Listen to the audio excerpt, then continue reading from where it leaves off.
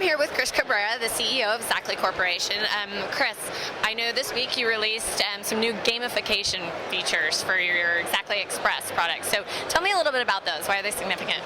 Well, gamification, of course, is significant because the world is going that way.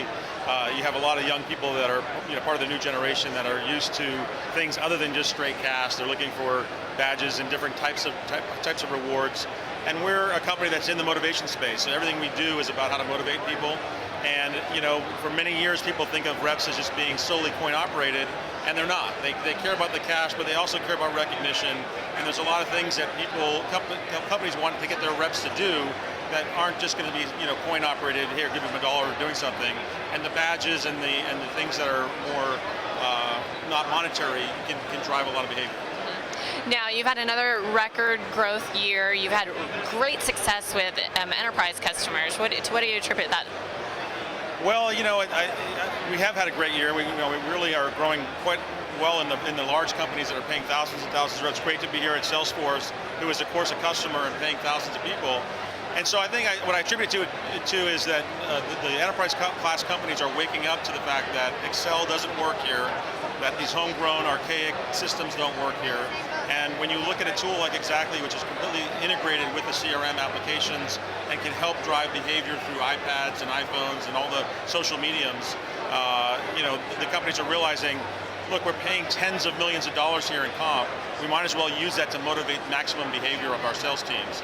And so, we're now an almost 8-year-old company. We've got 500 customers. So, gone are the days where the big companies are sort of waiting to see, can this really be done? They don't want to be, the first people over the hill that get the sharp arrows. So they're saying, hey, now this company's proven. They've already got thousands of, tens of thousands of reps being paid on it.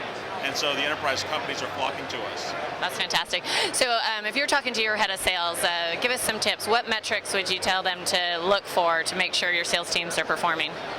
Well, it's a great question, and as always, the answer depends on what behaviors you're trying to drive. But most VPs of sales want an increase in the volume of sales. They also do care about the quality of the sale, and they certainly care about things like discounting practices. So, I try to educate VPs of sales to think about all those things and to think about what the behaviors are that drive reps to do those things, and then create comp plans that create win-wins, right? I did a presentation yesterday, which was a standing room only, packed, room upstairs, and one of the questions I got was, hey, how do you stop sales reps from gaming the comp plan? And I had to think about it for a second. I said, that's exactly what you want them to do. If you create the comp plan to drive, so it's a win-win, then you want them to game it all day long and try to maximize their earnings, just making sure that when they do that, you're winning. And so I would ask those VPs of sales, make sure that you're designing comp plans that create a win-win. Great. Now, Mark Benioff said something that I found interesting yesterday. He said that by 2017, most of the IT spend is going to be coming out of the CMO budget as opposed to the CIO budget. What do you think about that? Well, I think it's running the money, because if you think about it, the CIOs are playing huge roles and have historically because of the technology, right? And they've had all these fiefdoms and silos of whether it's this company or that company and what the technology is that's in these in-house systems. Now that argument's gone. It's all in the cloud. It's all working. That ship has kind of sailed, and so I think the value of having the CIO weigh in on each of these individual sales is less important. And with the merging of the marketing and sales coming more and more together, you're seeing it here, where everything is about the social enterprise and about getting closer to the customer and giving them better ways to communicate, to sell and to market, and those merging together.